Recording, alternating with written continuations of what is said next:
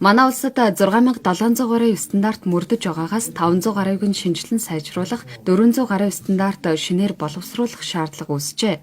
Тиймээс стандартын шинжилэл хийх, хэмжилзэн лабораторийн хүчин чадлыг нэмэгдүүлж, хүнсний аюулгүй байдлыг хангахад онцгойлон анхаарах шаардлагатайг салбарын мэргэжилтнүүд хэлж байна.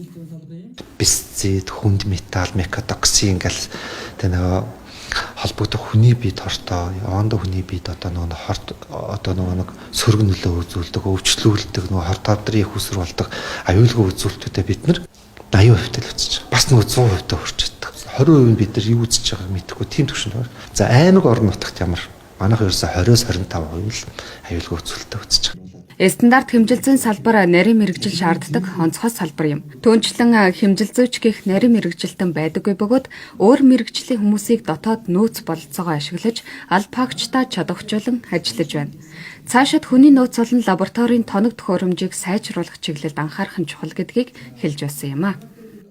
Конторын барилга болон лабораторийн барилгын асуудлыг шийдвэрлэж өгсөн.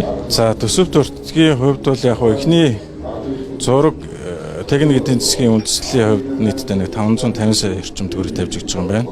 За энэ онд бол зураг төсөв геологийн дүгнэлт техник эдийн засгийн үндэслэлүүдэд боловсруулад эх оны улсын төсөвөөс ерөнхийдөө хийх төлөвлөж байгаа. 60-70-80-ад оны төгсөгчд маань хэмжээ зүүн чиглэлээр стандартын чиглэлээр төгсөгчд маань тэтгэвэр байсандаа гараад за орон нутгийн ихтэй сургуулиуд яг стандарт хэмжээ зүүн чиглэлийн мэргэжлийн боловсон хүчин учир дутагдaltaй.